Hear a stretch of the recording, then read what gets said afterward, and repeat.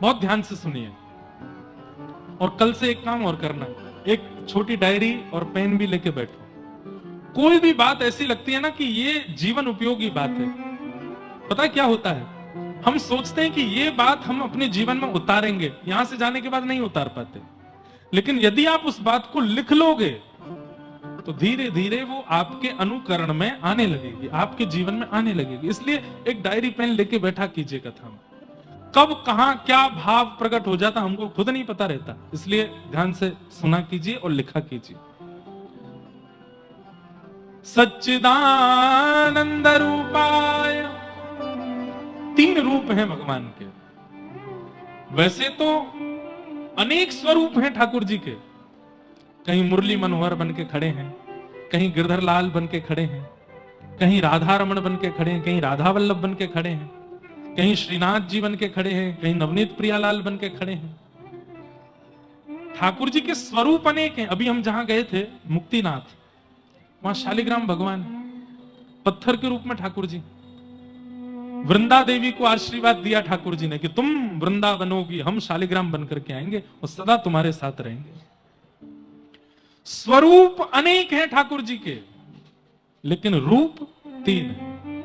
आप कहेंगे स्वरूप और रूपों में अंतर क्या है? हमारे भी अनेक स्वरूप हैं, लेकिन हमारे भी रूप 3 ही होते हैं। स्वरूप और रूप में अंतर क्या है, ध्यान से सुनो। परिस्थिति के अनुकूल, व्यवस्था के अनुकूल या व्यक्ति के अनुकूल हम जब अपने रूप का निर्माण करते हैं उसको स्वरूप कहते हैं, लेकिन जो वास्तविकता में हम होते हैं उसको रूप कहते हैं। समझ में आई बात? जैसे मैं कथा वक्ता हूं, ये मेरा रूप नहीं है, ये मेरा स्वरूप है। यहां मैं धोती पहन के, बगलबंदी पहन के, तिलक स्वरूप धारण करके सब लोग प्रणाम कर रहे हैं और मैं ऊपर आकर के कथा सुना रहा हूं, ये मेरा स्वरूप है। इस स्वरूप के साथ में अपने घर नहीं जा सकता, क्योंकि घर में मुझे वास्तविक रूप में रहना पड़ेगा, वहां मैं रूप में रहता हूं। अपनों के लिए और अपने लिए जो आपका भाव है वो रूप है, और सबके लिए जो आपका भाव है वो स्वरूप है। सबके लिए आप स्वरूप में रहते हो, पर वास्तविकता आपके 3 ही रूप हैं। स्वामी श्री हरदास जी ने पुकारा तो बिहारी जी के स्वरूप में आ गए, हृदयवंश महाप्रभु जी के भाव के लिए राधा वल्लभ लाल जी के रूप में आ गए, श्री रामानुजाचार्य जी ने जब पुकारा तो आप श्री वरदराज भगवान के रूप में विराजे, श्री रामानंदाचार्य जी ने जब पुकारा तो आप श्री राघव जी के रूप में पधारे। जाकी जैसी भावना वैसा ही स्वरूप ठाकुर जी ने बना लिया, पर इन प्रत्येक स्वरूप वाले ठाकुर जी के रूप 3 ही हैं, सत्य, चैतन्य और आनंद। सबसे पहला, ठाकुर जी सत्य हैं। यह बात आपको माननी पड़ेगी कि ठाकुर जी सत्य हैं, उन्हें सब पता है। तुम जानत सब अंतर्यामी, वो सत्य हैं। दूसरी बात, ठाकुर जी चैतन्य हैं। चैतन्य मतलब चैतन्य का उल्टा जड़। ठाकुर जी जड़ नहीं है, चैतन्य है, हमारी आपकी तरह है। और तीसरा, जब सत्य भगवान को चैतन्य मान लोगे तो वही परमात्मा आनंद है, वो आनंद देने वाला है। बहुत ध्यान से सुनिएगा। सबसे पहली बात, भगवान सत्य है। कैसे पता? आप दुनिया से कुछ भी छुपा सकते हो, लेकिन जब ठाकुर जी के सन्मुख जाते हैं ना तो बिना बोले हम ठाकुर जी से कह देते हैं, नाथ इसको मैंने ऐसा बता रखा है, उसको मैंने ऐसा बता रखा है, पर आपको सब पता है कि क्या बात है। लाज बचा लेना, आप सब जानते हैं, आप सत्य हैं।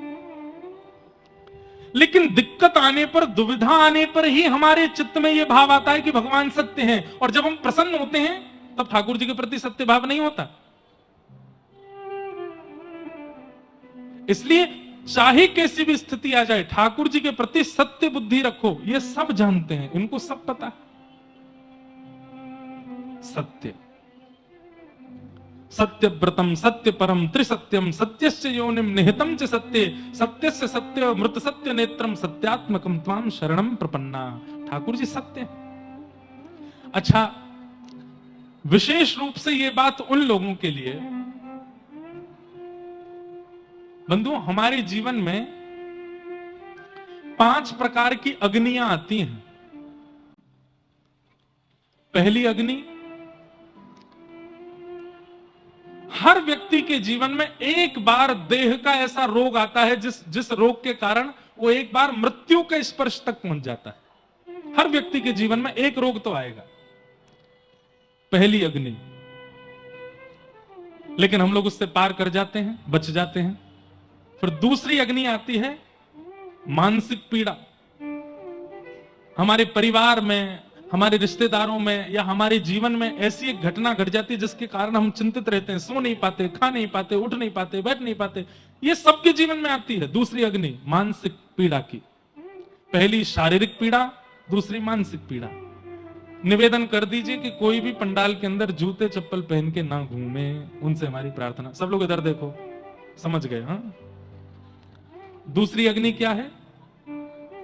दूसरी अग्नि क्या है? मानसिक पीड़ा। चिंता में बैठे, अब क्या होगा, अब क्या होगा, अब क्या होगा, अब कैसे होगा, ये इस परिस्थिति से हम कैसे निकलेंगे? आप ही नहीं आए हो उस परिस्थिति में, दुनिया का हर व्यक्ति आता है, सबके जीवन में आ चुकी है, जा चुकी है, तो खुश रहो। और अगर मानसिक पीड़ा वाली स्थिति नहीं आई है तो तैयार रहो, आने वाली है, आएगी जरूर। ये पंच अग्नि सबके जीवन में आएंगी। तो पहली देह की, दूसरी मानसिक मन की, और तीसरी आएगी अपनों की पीड़ा। जैसे आपके जीवन में कोई दुखी नहीं है, लेकिन आपका अति प्रिय मित्र, आपका अति सन्निकट कोई व्यक्ति, वो महाविषाद में आ जाएगा, उसके कारण आप विषाद में आओगे। आप दुखी नहीं हो, आपके परिवार में कोई दिक्कत नहीं है, लेकिन आपका किसी से इतना घनिष्ठ संबंध है कि वो दुखी है, इसलिए आप दुखी हो। इसको कहते हैं पर पीड़ा। दूसरे के कारण आप पीड़ित हो, दूसरे के कारण आप पीड़ा में हो। तो पहला देह का दुख, दूसरा मन का दुख, और तीसरा दूसरे का दुख, और चौथा कष्ट क्या है? चौथा कष्ट क्या है? समय का कष्ट। वो समय का कष्ट कैसा होता है? ना आपने कुछ गलत किया, ना आपने किसी को कुछ गलत कहा, ना आप मन से दुखी हो, ना आपके देह में दुख है, ना पर के प्रति दुख है, लेकिन किसी कारणवश आपके ऊपर आक्षेप लगा दिया जाएगा, आपके ऊपर आरोप लगा दिया जाएगा, परिवार के द्वारा, पड़ोसियों के द्वारा, समाज के द्वारा, पत्नी के द्वारा, बच्चों के द्वारा, पति के द्वारा, किसी के भी द्वारा आपके ऊपर एक आक्षेप लग जाएगा कि आपने ये काम गलत किया, और आप सब सही कर रहे हो, लेकिन फिर भी आपकी कोई नहीं सुनेगा। एक समय ऐसा सबके जीवन में आता है, वहां पर ऐसा ही हुआ।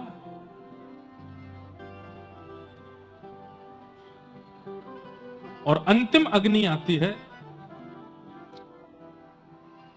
अंतिम ही जिसका नाम है चिता की अग्नि। और इस अंतिम अग्नि को कोई पार नहीं कर पाता, ये हमें जला करके ही जाती है। ये पंच अग्नियां सबके जीवन में आती है। पहली देह की अग्नि, दूसरी मन की अग्नि, तीसरी पर दुख की अग्नि, चौथा समय की अग्नि, और पांचवी अंतिम अग्नि। ये पंच अग्नियां सबके जीवन में आती हैं। चार जो पार कर जाता, पांचवी कोई पार नहीं कर पाता। हाँ, कोई भीष्म पितामह जैसा होता है, कोई मीराबाई जैसा होता है, कोई सूरदास जैसा होता है, कोई गोस्वामी तुलसीदास जैसा होता है, कोई इन आचार्यों जैसा होता है जो पंचम अग्नि को भी पार कर जाता है। सदैव भगवत प्राप्ति हो जाती है। उनके शरीर को अग्नि की प्राप्ति नहीं होती, ठाकुर जी की प्राप्ति होती है। भक्तिमती मीराबाई सदैव द्वारिकाधीश में विलीन हो गई, अग्नि पार नहीं करनी पड़ी, पांचवी। ऐसे पंच अग्नियां सबके जीवन में आती है। लेकिन इन पंच अग्नियों को पार करते समय एक बुद्धि बनी रहे, क्या? कि ठाकुर जी सत्य हैं, मेरे साथ जो हो रहा है या मेरे साथ जो होने वाला है उन सब में मेरी भलाई है, ये विश्वास चित्त में रखो। यही सत्य स्वरूप है। मैं गिर गया, पैर में लगी, इसी में ही भलाई है, शायद लगना ही था। ये मुझे छोड़ के चला गया, इसी में ही शायद मेरी भलाई है, उसको स्वीकार करो। मैं धनवान हो गया, उसको स्वीकार करो, इसी में ही मेरी भलाई है। मैं बिल्कुल खाक हो गया, इसी में ही भलाई है, शायद यही मेरे जीवन के लिए उपयुक्त है। ऐसी विश्वास बुद्धि अपने जीवन के प्रति रखना, यह भगवान के सत्य स्वरूप की आराधना है। जो हो रहा है सब मेरे मंगल के लिए हो रहा है, जो हो रहा है सब मेरी उचितता के लिए हो रहा है। ऐसी बुद्धि बंधु बन नहीं पाती, लेकिन अगर बन गई तो आपसे ज्यादा आनंद में कोई व्यक्ति होगा नहीं, जिसकी ऐसी बुद्धि बन जाए कि जो हो रहा है मेरे कल्याण के लिए हो रहा है। सत्य। दूसरा, ठाकुर जी चैतन्य है, उनके प्रति कभी जड़ बुद्धि मत रखो कि मंदिर में ही भगवान है, मुझे वहीं जाकर के ही बोलना पड़ेगा तभी वो सुनेंगे ना। वो चैतन्य है, यत्र तत्र सर्वत्र है। मुझको कहां ढूंढे रे बंदे, मैं तो तेरे साथ हूं, मैं तो तेरे पास हूं। ठाकुर जी सदा हमारे साथ हैं। ये चैतन्य बुद्धि है। ये मत मानिए कि बिहारी जी वृंदावन में ही हैं, उसी मंदिर के अंदर हैं, यमुना तट पर ही हैं। आपकी भावना शुद्ध है तो आपके सामने भी बैठे होंगे, आपके पीछे भी बैठे होंगे, जहां जाओगे वहां पीछे पीछे चल देंगे। नरसिंह मेहता के लिए बामनवार द्वारिकाधीश कहां आए? जूनागढ़। बामनवार। कलिकाल में इतने दर्शन और किसी भक्त को नहीं हुए जितने नरसिंह मेहता जी को हुए होंगे। बामनवार। अब नगरी ठाकुर जी का धाम, ठाकुर जी का 4 धामों में प्रमुख धाम ठाकुर जी का द्वारिका है, लेकिन ठाकुर जी नरसिंह मेहता से मिलने जूनागढ़ जाते हैं। इससे क्या सिद्ध होता है कि ठाकुर जी जड़ नहीं है, एक जगह स्थिर नहीं रहते, यत्र तत्र सर्वत्र हैं, जहां जो पुकारे वहां पहुंच जाते हैं ठाकुर जी।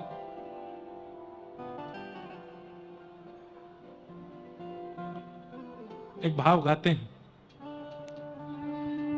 भक्त प्रहलाद ने था पुकारा, भक्त ने था पुकारा, भक्त प्रहलाद ने था पुकारा, भक्त प्रहलाद ने था पुकारा, हिरण्यकश्यप को आकर के मारा, हिरण्यकश्यप को आकर के मारा, हरि नरसिंह रूप धराए, हरि नरसिंह रूप धराए, हरि नरसिंह रूप धराए, हरि नरसिंह रूप धराए। ओ हरि दौड़ चले आए, हरि दौड़ चले आए, हरि दौड़ चले आए, हरि दौड़ चले आए। ओ हरि दौड़ चले आए, हरि दौड़ चले आए, हरि दौड़ चले आए, हरि दौड़ चले आए। ओ जिसने हरि गुण गाए, जिसने हरि गुण गाए, जिसने हरि गुण गाए, जिसने हरि गुण गाए। ओ हरि दौड़ चले आए, हरि दौड़ चले आए, हरि दौड़ चले आए, हरि दौड़ चले आए। हरि दौड़ चले आए, हरि दौड़ चले आए, हरि दौड़ चले आए, हरि दौड़ चले आए। जो हम गा रहे थे कि जो पुकारे ठाकुर जी आते हैं। ओ भक्त प्रहलाद ने था पुकारा, भक्त प्रहलाद ने था पुकारा, भक्त प्रहलाद ने था पुकारा,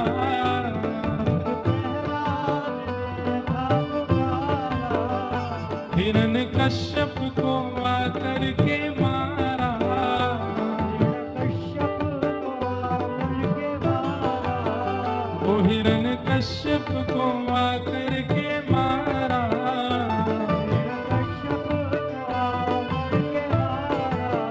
ओ हरि नरसिंह रूप धराए,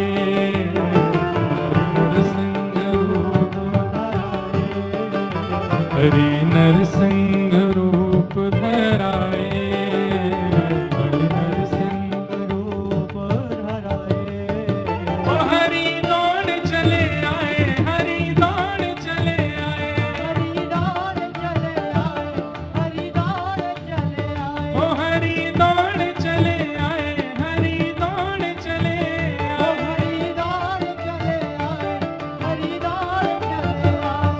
द्रौपदी कौरवों से घिरी थी, द्रौपदी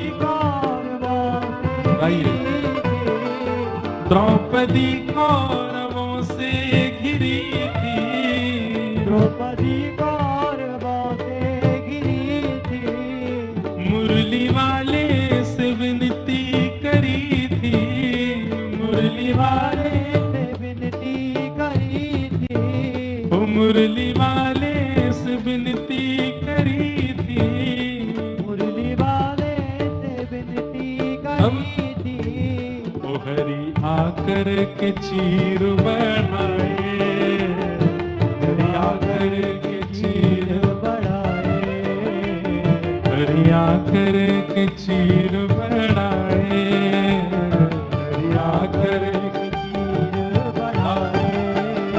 हरि दौड़ चले आए, हरि दौड़ चले आए, हरिदार चले आए, हरिदार चले आए। हरि दौड़ चले आए, हरि दौड़ चले आए, हरिदार चले आए, हरिदार श्री राधा गिरधरलाल की।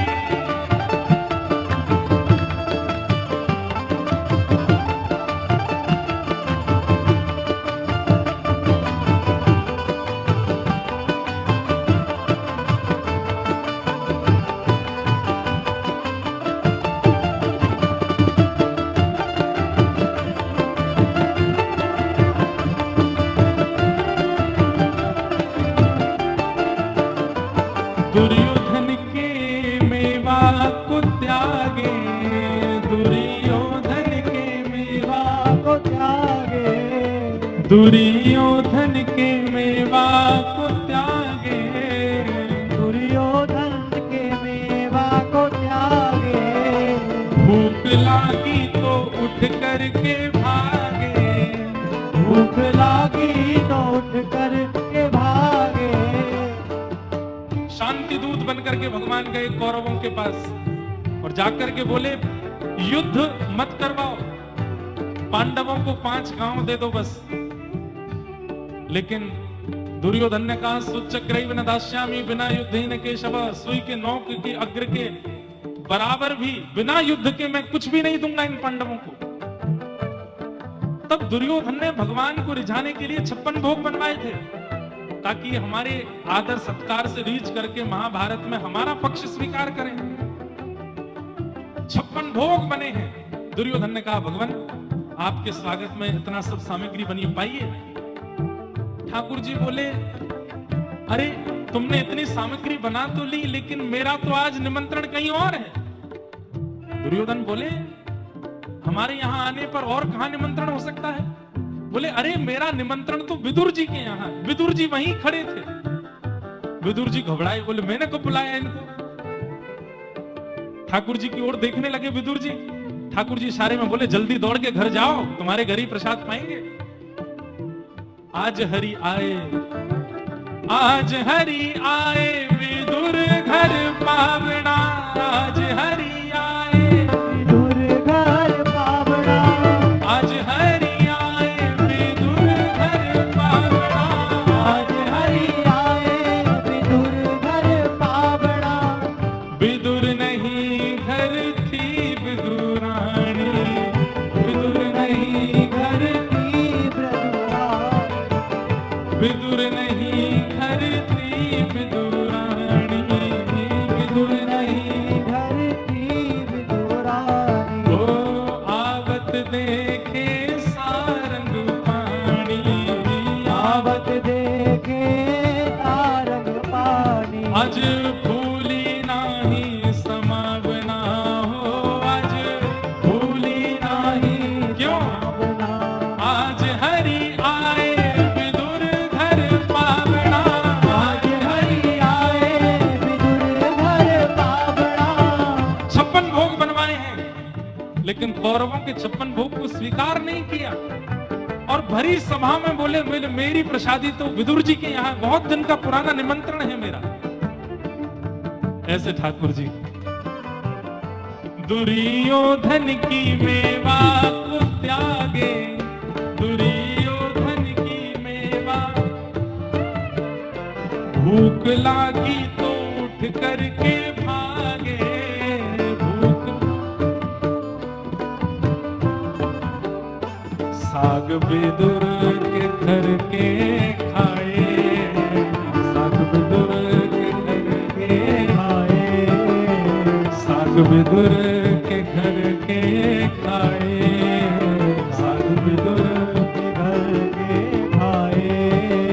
हरि दौड़ चले आए, हरि दौड़ चले आए, हरि दौड़ चले आए, हरि दौड़ चले आए, हरि दौड़ चले आए, प्रभु दौड़ चले आए, हरि दौड़ चले आए, प्रभु दौड़ चले आए।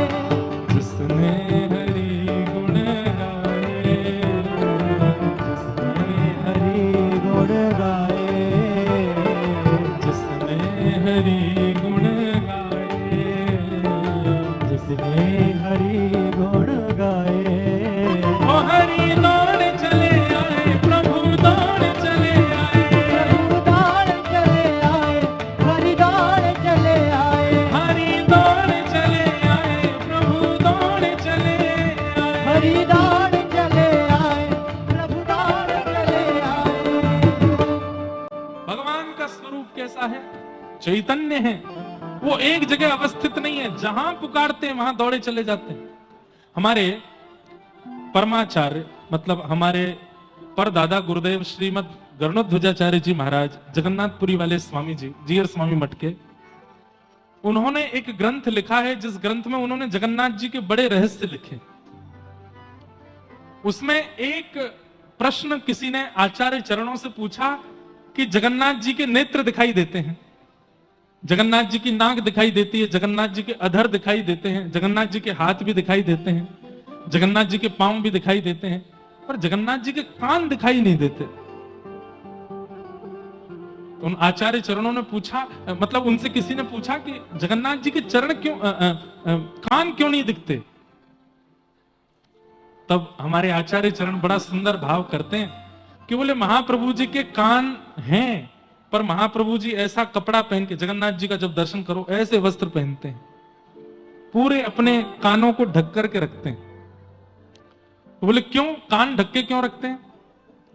बोले कहीं कोई मेरा भक्त पुकारे तो भक्त की पुकार मैं कान से नहीं सुनता, हृदय से सुनता, और हृदय से सुनकर के जब मैं दौड़ूंगा तो कहीं उस भक्त के अवगुण बलभद्र जी और सुभद्रा मुझको बताने ना लगा, अरे तुम किसके पास जा रहे हो? अरे अच्छा आगरा में उस भक्त के पास जा रहे हो? अरे वो तो ऐसा है, वो तो ऐसा है, वो तो ऐसा है। तो ठाकुर जी दौड़ करके उस भक्त के पास पहुंच जाते हैं। जब लौट करके आते हैं तो बलभद्र जी सुभद्रा जी कहते हैं हमने इतना बताया कि वो भक्त तुम्हारे अनुकूल नहीं है, फिर भी तुम क्यों गए? सुनाई नहीं देता? ठाकुर जी कहते हैं मैंने कान बंद कर रखे थे, मुझे सुनाई नहीं दिया। आपने क्या बोला? मेरे भक्त के कहीं कोई मुझे अवगुण ना सुनाने लगे, इसलिए महाप्रभु जगन्नाथ जी के कानों का दर्शन नहीं होता। आचार्यों की वाणी। पुकारना भूल गए हम लोग, पुकारना आता नहीं हमसे। कितनों ने पुकारा और कितनों के लिए ठाकुर जी आए हैं, इस कलिकाल में भी आए हैं। पुकारने वाला स्वरवान नहीं होना चाहिए, पुकारने वाले के पास स्वर, शब्द या फिर वाणी की आवश्यकता नहीं है, भाव की आवश्यकता है। यदि भाव आ जाए तो बेजुबान हाथी के पास भी ठाकुर जी जाते हैं, उन गजेंद्र के पास भी ठाकुर जी जाते हैं जो बोल नहीं सकते, लेकिन गजेंद्र ने स्तुति गाई है, गजेंद्र मोक्ष। लेकिन कहने की भावना कि बुलाने वाले के पास शब्द हो, वाणी हो, जीव हो, इसकी आवश्यकता नहीं, भाव हो, प्रेम हो, रस हो, करुणा हो उसकी वाणी में, तो ठाकुर जी आज भी आते हैं। तो भगवान चैतन्य है, जड़ नहीं है, बुलाने वाला होना चाहिए, आज भी आ सकते हैं ठाकुर जी। और अंतिम भगवान आनंद रूप है। ठाकुर जी सुख स्वरूप नहीं है। हम लोग कह देते हैं कि वे सुख निधान हैं, लेकिन वास्तव में ठाकुर जी आनंद निधान है। निधान का मतलब निवास। उनके अंदर सुख का निवास नहीं है, उनके अंदर आनंद का निवास है। और जो उनको प्राप्त कर लेता है उसको सुख नहीं, आनंद की अनुभूति होती है। आनंद परमानंद।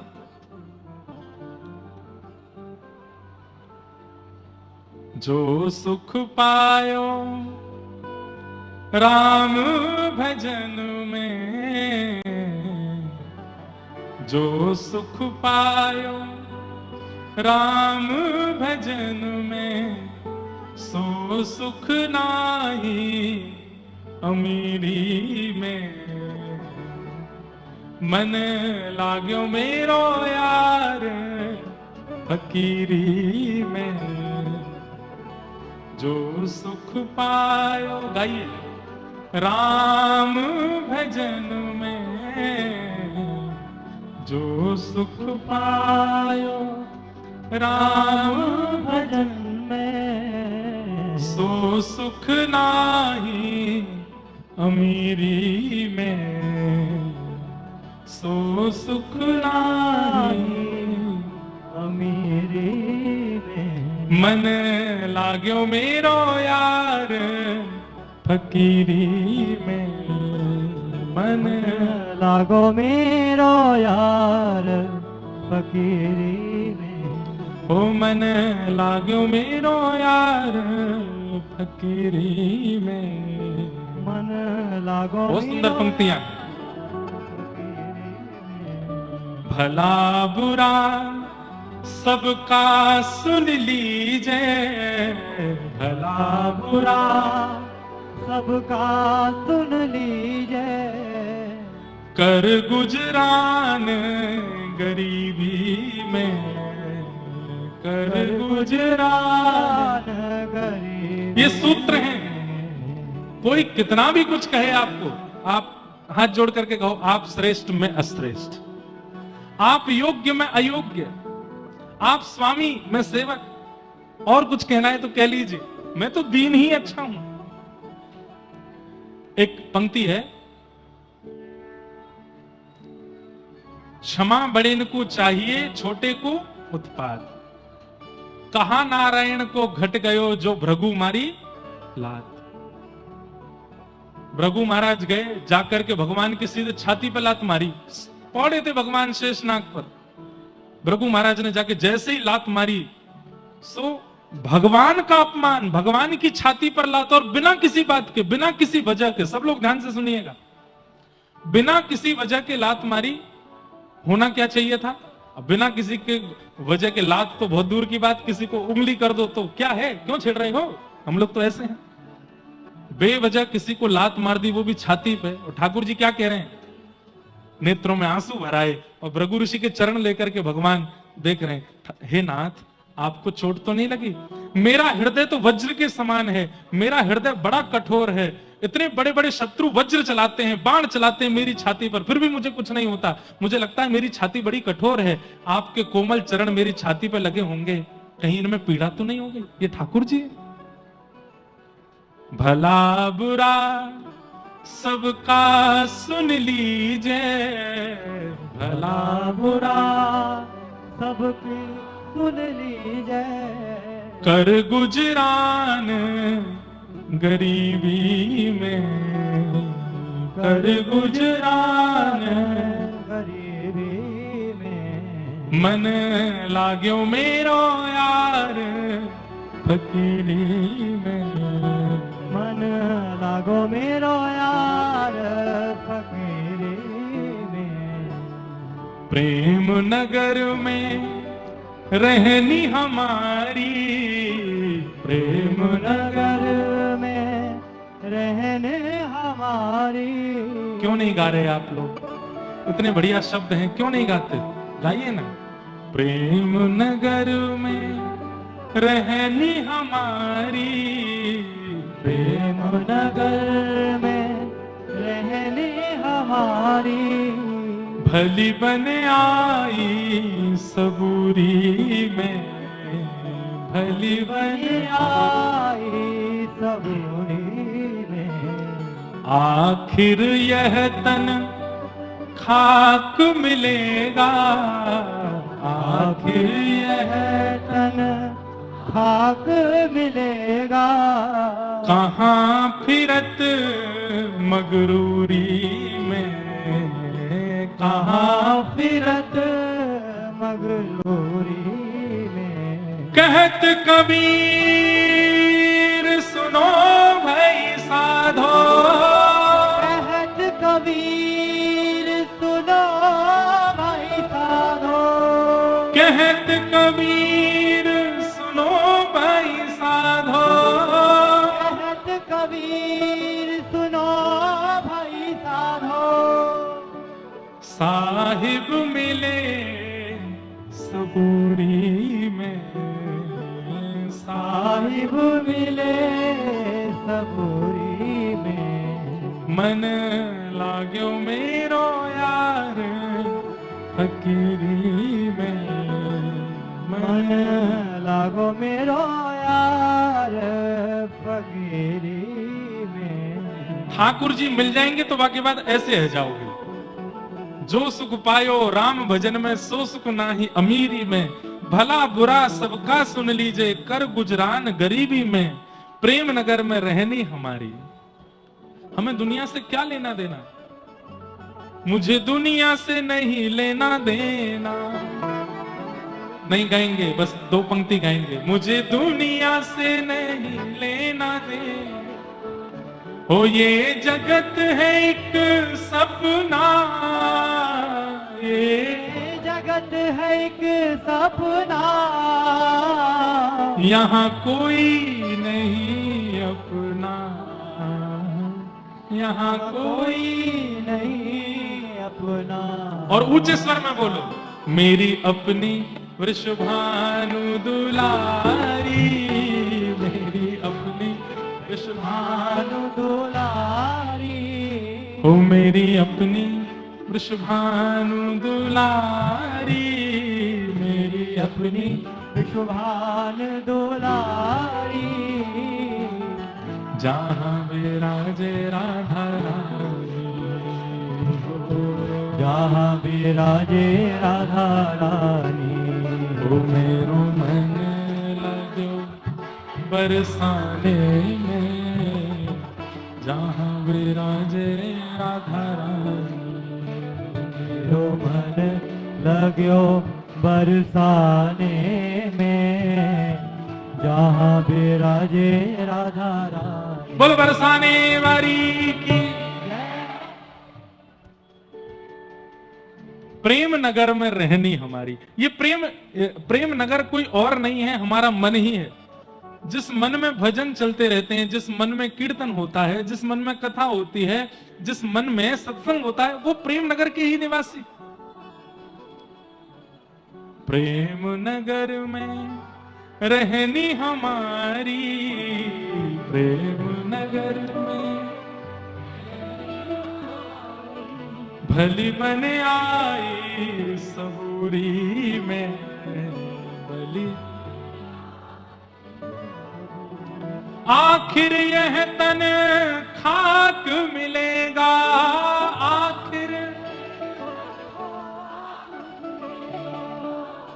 कहाँ फिरत मगरूरी में, कहाँ फिरत मगरूरी में, मन लाग्यो मेरो यार फकीरी में, मन लागो मेरो यार। इसलिए ये आनंद स्वरूप है। इस कबीर दास जी की पंक्ति में जो जो भाव लिखे हैं, आनंदमय व्यक्ति का यही स्वरूप है। मर्सिडीज में घूमने वाला, बड़ी बड़ी गाड़ियों में बैठने वाला, 5 स्टार 7 स्टार होटल में रहने वाला, महंगे वाले वस्त्र जूते पहनने वाला, महंगा वाला चश्मा पहनने वाला, महंगे वाले फोन यूज करने वाला, वो व्यक्ति आनंदमय व्यक्ति नहीं है, वो सुखमय व्यक्ति है।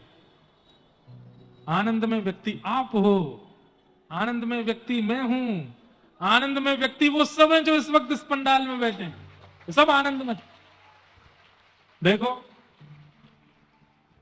बहुत महंगे वाले सोफा पे नहीं बैठे हो, जमीन पे बैठे हो, कूलर में बैठे हो, ऊपर से पंखा चल रहा है, फुब्बारे चल रहे हैं। 4 बजे कथा का समय, 2-2 बजे से 3-3 बजे से 1-1 बजे से लोग आकर के बैठे हैं। इतनी गर्मी में धूप ताप, परिवार से दूर आकर के यहाँ कथा श्रवण कर रहे हैं। जहां जगह मिल रही है यहाँ खड़े होकर सुन रहे हैं, वहां खड़े होकर सुन रहे हैं। क्यों? ये सुख नहीं हो सकता, ये आनंद है। सुख का मतलब क्या? जो किसी वस्तु से प्राप्त हो और एक सीमित अवस्था के बाद घटने लग जाए, उसको सुख कहते हैं। आगरा के पेठा बड़े प्रसिद्ध हैं? और प्रसिद्ध हों भी क्यों नहीं, है ही इतने अच्छे। एक पेठा खाओ, वाह, आनंद आ जाएगा। और फ्लेवर्ड वाले और आते हैं? केसर वाले अलग, आम वाले अलग, पान वाले अलग, और कौन सा आता है? चॉकलेट वाला, और कौन सा? काजू, खजूर का, अंगूरी, वाह। खवैयों भैया, एक आध दिला तो खवैयों। और जो सबसे बढ़िया वाला हो वही खवैयों। लेकिन वो भले ही पूरे विश्व में प्रसिद्ध है, आगरा का पेठा, लेकिन एक सेवन करोगे, दो सेवन करोगे, तीसरा सेवन करने के बाद वो सुख नहीं मिलेगा जो पहले में मिला। और चौथा आते आते तो महाराज पूरा सुख ही खत्म हो जाएगा। पांचवा अगर किसी ने दिया तो आप क्या कहो? रतलामी भुजिया दो अब तो। अब तो भाई मोह मीठो है गो, शरीर में खून नए दौड़ रहा है, मीठो ही मीठो, चाशनी दौड़ रही है। चौथा पेढ़ा आने के बाद सुख घट जाता है। संसार की हर वस्तु को उठा के देख लीजिए, सीमा से अति उसका भोग करने पर वह सुख देना बंद कर देती है। लेकिन ठाकुर जी जितनी सीमा सोच के रखी है ना, असली आनंद तो वाकई बाद में आवे। जैसे मान लो 4 बजे से 7:30 बजे तक, 8 बजे तक कथा हो, लेकिन जादना कथा 9 बजे तक होगी ना, वादना ज्यादा आनंद आवे। वो जादना कथा 10 बजे तक हो, वादना और ज्यादा आनंद आवे। वो समय से, सीमा से अतिरिक्त, सीमा से ज्यादा। गिरिराज जी की परिक्रमा आप में से कितने लोगों ने लगाई? हाथ ऊपर करो। कोई अभागो ही होगा जो यहां बैठ के गिरिराज जी नहीं गए हो। सब गए। बोल गिरिराज धरणे। एक अपनो निज अनुभव बताऊं। मुकुट मुखार बिंद से परिक्रमा प्रारंभ करो, जतिपुरा तक, बड़ी परिक्रमा तक तो खूब आनंद आवे, और जैसी छोटी परिक्रमा में प्रवेश करें तो धीमे धीमे यूं लगे गिरिराज बाबा बहुत बड़े है गए हो, नेक छोटे है जाओ। अरे नेक तो दया करो, वो भी ऐसे जेठ के महीना में, ऐसी भयंकर गर्मी में तो और ज्यादा यूं लगे, हे गिरिराज बाबा नेक जल्दी हो। साइकिल वाले परम सुखी लगने लगते हैं, बाइक वाले महासुखी लगने लगते हैं, रिक्शा वाले, और उसमें भी एक रिक्शा चले वहां में तो लेट के चले कई लोग, वो तो यूं लगे कि इंद्र सुख का अनुभव कर रहे हैं। लेकिन सुनो,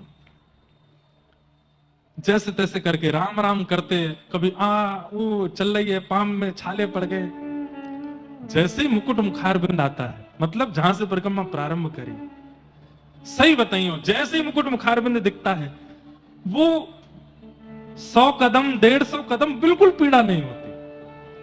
सीमा के बिल्कुल समीप आने के बाद तो सुख आना प्रारंभ होता है, आनंद आना प्रारंभ होता है।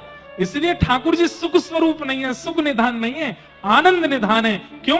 जितनी सीमा सोच के रखी, उसके जब आगे बढ़ोगे तभी उनका सुख मिलेगा, तभी उनका आनंद मिलेगा। अच्छा, ये तो रही परिक्रमा की बात। माला आप निश्चित कर लो, 8 माला करनी है, 12 माला करनी है, 16 माला करनी है, जितनी भी आप करते हो। और वो भले चलाए जो एक ही करते हैं, उनका तो क्या ही कहें। लेकिन जो एक नियमित माला करते हैं, जब अंतिम माला चल रही होती है, जैसे 16 माला है, तो 15 माला तक तो लगता है अभी 12 भैया, अभी 13 भैया, अभी 14 भैया। ऐसा होना नहीं चाहिए, माला तो अनंत चलती रहनी चाहिए, उसमें गिनती नहीं। पर एक बात बता रहा हूं जो व्यवहारिक स्वरूप है, 15वीं माला के बाद जब 16वीं माला आती है ना, अंतिम माला, वो इतनी जल्दी पूरी होती है, उसमें पता ही नहीं चलता कि श्रम हुआ। और जैसी पूरी होती है, आंखों से लगा के आहा, आनंद का अनुभव होता है। अगर आप उसके बाद एक माला और कर लोगे ना, आपको ठाकुर जी का अनुभव होने लग जाएगा। सीमा से परे, सीमा से उठ करके सीमा से आगे जब जाते हैं, तब आध्यात्म में आनंद का अनुभव होता है। कहने का अभिप्राय, मुकुट मुखार बिंद से परिक्रमा प्रारंभ करके और महाराज 6 घंटा में जब मुकुट मुखार बिंद आ जाओ, तो एक बार परिक्रमा मार्ग की ओर देख करके बोलो फिरते लगा लूंगा, और वहां में 5 कदम चल के देख लियो, आपको ठाकुर जी का अनुभव होने लग जाएगा। 10 कदम चल के देख लियो, अनुभव होने लग जाएगा। सीमा से ऊपर उठने के बाद यहां आनंद आता है। इसीलिए ठाकुर जी आनंद है। जो सीमा में है, सीमित है, वो सुख है, और जो सीमा से ऊपर उठा करके सुख का पारावार देता है, वही आनंद स्वरूप भगवान है। बोलो सच्चिदानंद भगवान की।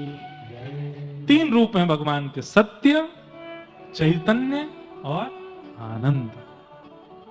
ये भगवान के 3 रूप हैं। भगवान के 3 कर्म हैं, विश्वोत्पत्त्यादि हेतवे, विश्व की उत्पत्ति करना, पालन करना और संहार करना। तापत्रय विनाशाय, 3 प्रकार के तापों का नाश करने वाले श्री कृष्णाय वयम नमः। ऐसे श्री कृष्ण को हम बारंबार प्रणाम करते हैं, बारंबार वंदन करते हैं। भागवत जी के महात्म की कथा हम लोग सुन लें, बड़े भाव से सब लोग थोड़ी देर विराजे रहें। 88,000 सौनकादि ऋषि सूत जी महाराज से प्रश्न करते हैं, भगवान इस कलिकाल में अपने कल्याण का साधन क्या है? बंधुओं सब लोग इधर देखिए, ध्यान से सुनिए।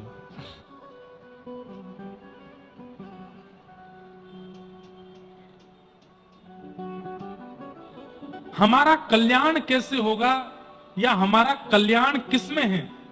कभी सोचा आपने? हाँ सोचा। क्या सोचा था?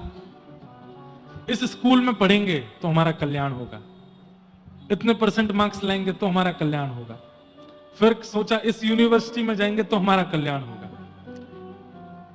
अपने जीवन में ये प्रोफेशन ले आएंगे तो हमारा कल्याण होगा, डॉक्टर, इंजीनियर, चार्टर्ड अकाउंटेंट या कुछ भी ये बन जाएंगे तो हमारा कल्याण होगा, इस कन्या से या इस पुरुष से ब्याह कर लेंगे तो हमारा कल्याण होगा, एक बेटा हो जाएगा तो कल्याण होगा, एक बेटी हो जाए तो कल्याण होगा, जुड़वा हो जाए तो कल्याण होगा।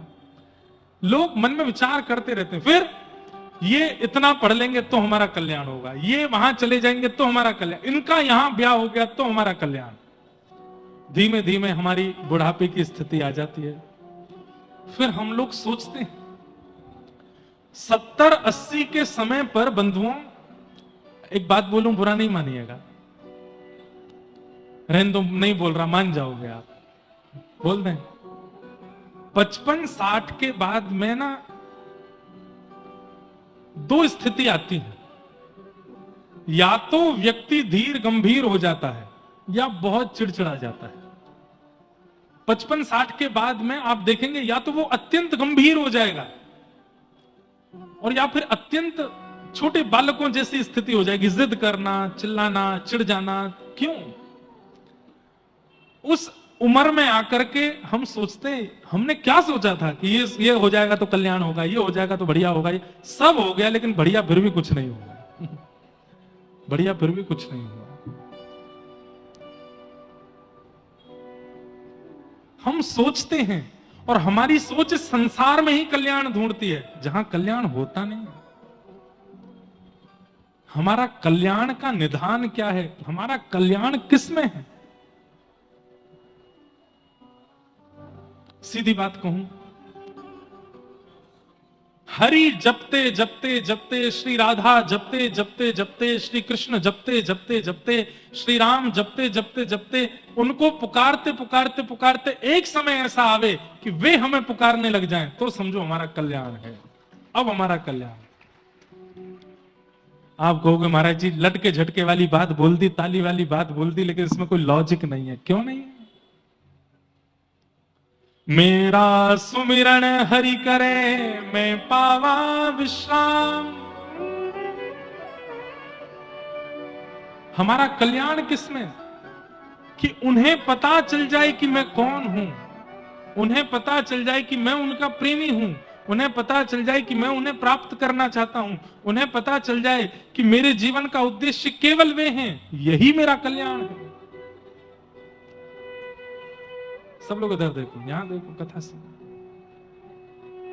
उन्हें पता नहीं है अभी। कभी कभी मैं सोचता हूं, इतना विशाल संसार, इतना बृहद संसार, इस बृहद संसार में, विशाल संसार में ठाकुर जी को पता भी होगा कि मैं कौन हूं, कि आप कौन हो। चींटी के पग नूपुर बांधे तो भी साहिब सुनता है, कहते तो हैं, पर ठाकुर जी को कैसे सुनाई देता होगा। अभी हम नेपाल गए थे मुक्तिनाथ, तो जब आप पोखरा से मुस्तैंग की ओर जाओगे, जहां मुक्तिनाथ हैं, 4 घरों के गांव पड़ेंगे, फिर 6 घरों के गांव पड़ेंगे, 7-8 घरों के गांव पड़ेंगे, फिर किलोमीटरों तक कुछ भी नहीं है। ऐसा लगता है इतने दूर हिमालय की पर्वतों के बीच में छोटे छोटे गांव में भी लोग रहते हैं और भगवान उनको भी सुनते होंगे। ऐसे ऐसे कीड़े मकोड़े हैं जो कभी कभी दिखते हैं, उनकी भी ठाकुर जी सुनते होंगे। मछली के ऐसे कितने जीव हैं जिनको रिसर्च नहीं कर पाए आज तक हम लोग, उनको भी ठाकुर जी सुनते होंगे। ठाकुर जी को कहां पता होगा कि मैं कौन हूं, कहां हूं, क्या हूं। लेकिन ऐसी स्थिति में भी, इतने भरपूर संसार में भी मेरी पुकार उनके कान तक पहुंच जाए और वो देखने लगे कि अरे मुझे कोई पुकार रहा है, यही मेरा कल्याण है। कि वो पहचान जाए कि मैं हूं। तुलसीदास जी को पहचान गए थे राम जी, मीराबाई को पहचान गए थे राम जी, सक्कू बाई को, नामदेव को, जना बाई को, करमेती बाई को, कर्मा बाई को, इनको पहचान गए थे ठाकुर जी। हमें नहीं पहचान पाए अभी तक, हमारी आवाज पहुंच ही नहीं पाई है उन तक।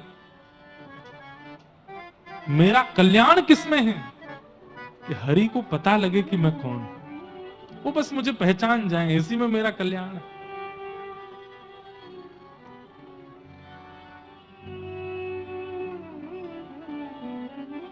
फिर भी अपने जीवन का यदि कल्याण करना हो तो हम क्या करें, ये प्रश्न जब किया तब सूत जी महाराज उत्तर देते हुए कहते हैं कि प्रीति सौनक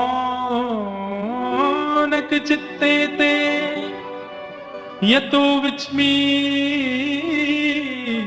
विचार्य च सर्व सिद्धांत निष्पन्नम संसार भयनाशनम कालव्याल मुखग्रास त्रास निर्णास हेतवे श्रीमद्भागवतम शास्त्रम कलौ कीरेण भाषितम्। इस घनघोर कलिकाल में यदि मानव को अपना कल्याण करना है तो श्रीमद् भागवत की शरण ग्रहण कर ले। भागवत में कही गई वार्ताओं का पालन करने लग जाए, उसका कल्याण निश्चित हो जाएगा। तब सौनकादि ऋषियों ने कहा, भगवान ये भागवत जी का महात्मा क्या है, कृपा करके हमें सुनाओ। तब उन्होंने सुनाया। एक बार की बात है, नारद जी महाराज पृथ्वी पर आए और पृथ्वी की स्थिति देख करके बड़े दुखी हुए। तभी वे यमुना जी के तट पर वृंदावन पहुंचे तो वहां उन्होंने एक आश्चर्य देखा। क्या? कि एक परम युवती बैठी और उसकी गोद में 2 वृद्ध लेटे हैं। वो युवती कौन है? भक्ति। और उसकी गोद में जो 2 वृद्ध हैं वो कौन है? ज्ञान और वैराग्य। भक्ति मां है और ज्ञान वैराग्य उसके पुत्र हैं। ऐसा कैसे हो सकता है कि मां युवा है और पुत्र वृद्ध हो जाए? लेकिन भक्ति के संदर्भ में ऐसा हुआ। क्यों? क्योंकि मैं कहा करता हूं कथा में कि भक्ति सब करते हैं पर ज्ञान किसी के पास नहीं है। भक्ति सब करते हैं पर वैराग्य किसी के पास नहीं है। इसलिए भक्ति युवा है संसार में और ज्ञान वैराग्य वृद्ध है। आपके घर कोई मेहमान आता है तो आप क्या करते हो? माथे पर तिलक लगाते हो, उसके बाद चावल लगाते हो। क्यों? क्यों लगाते हैं हम लोग अक्षत? पता नहीं, बस रिचुअल है, सब करते आए तो हम भी कर रहे हैं।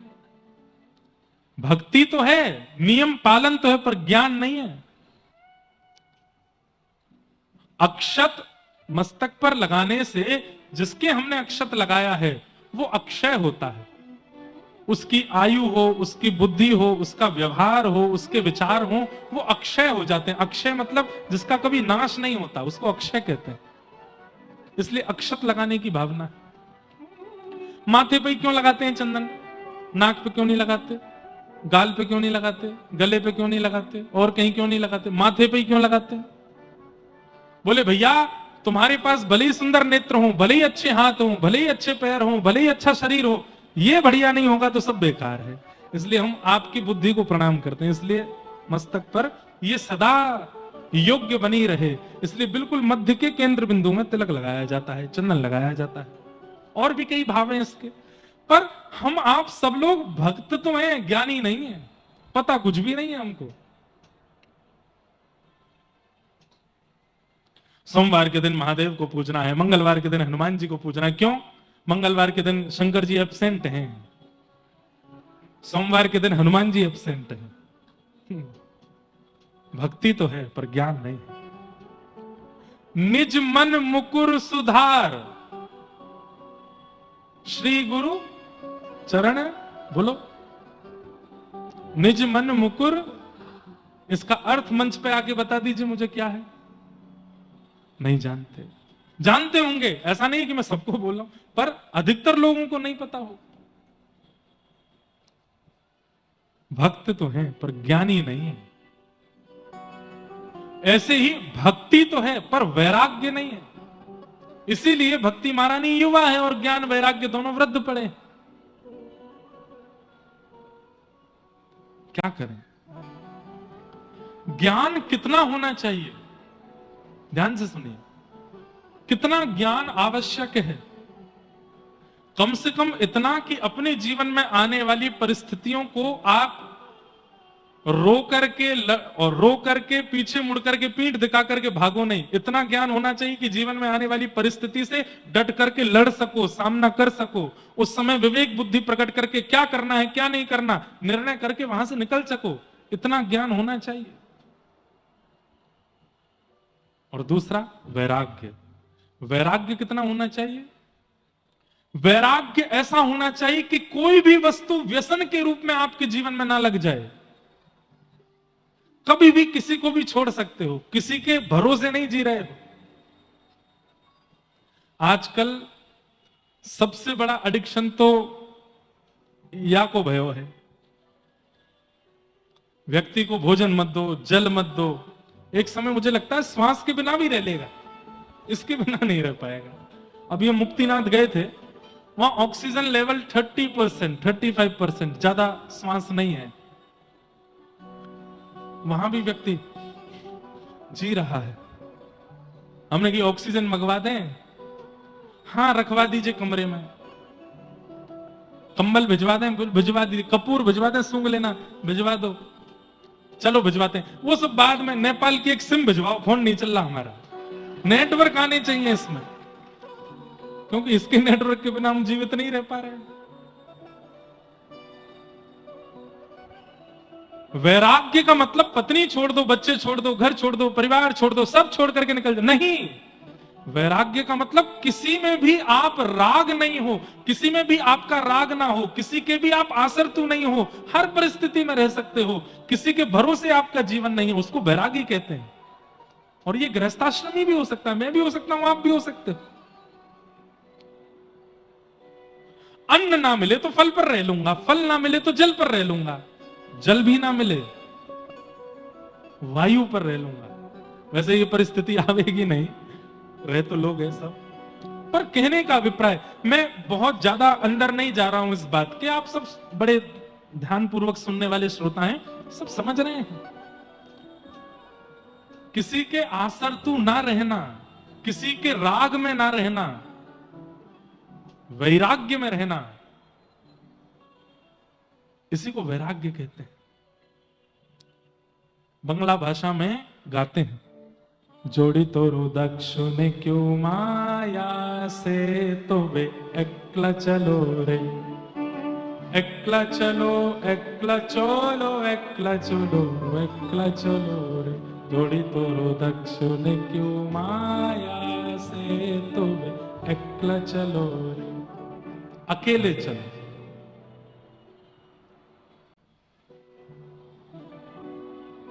अकेले चलो, क्योंकि आप अकेले ही हो इस संसार में, कोई आपका नहीं है, अकेले ही हो। इसलिए किसी के भरोसे अपना जीवन मत जिए। ये नहीं मिलेगा तो मैं तो जी नहीं पाऊंगा, ये नहीं होगा तो मैं तो रह नहीं पाऊंगा, ये नहीं मिलेगा तो। अब ऐसी ऐसी चीजों के भरोसे लोग रहने लगे हैं कि हम आपको क्या बताएं। कई लोग ऐसे वो आलू के बिना नहीं रह सकते, उनको रोज आलू चाहिए।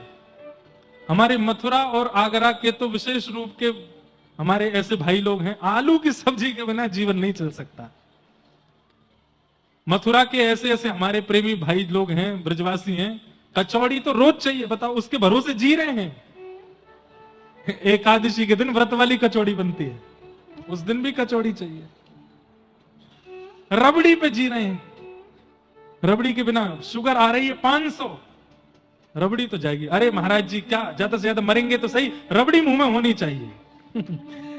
ये तो मैं एक ऐसी बात कर रहा हूं जो हमारे मथुरा वृंदावन की प्रसिद्धि है। पेड़ा, पेड़ा के बिना नहीं रह रहे हैं। व्यसनों में तंबाकू आ गया है, सिगरेट आ गई है, बीड़ी आ गई है, उसके बिना नहीं जी पाते हैं। एक बार एक व्यक्ति जैसे बिना ऑक्सीजन के तड़पता है, ऐसे तड़प रहा था। क्यों तड़प रहा है? बोले इसको धुआं उड़ाना है, और घर वालों ने सारे वो फेंक दिए बाहर, इसलिए तड़प रहा है। ये सब भी वो बातें हैं जो मैं आपके सामने कह सकता हूं, लेकिन हमारे जीवन में ऐसे कई विषय हैं जिनको हमने अपने जीवन का आधार मान लिया है, उनके बिना हम रह नहीं पाते, इसलिए हम कभी वैरागी नहीं बन पाते। अपने आप को ऐसा बनाओ कि केवल हरि के बिना ना रह सको, बाकी सब के बिना आपका जीवन चल सके, ऐसा बनाओ, वो वैरागी है। हरि नाम नहीं तो जीना क्या।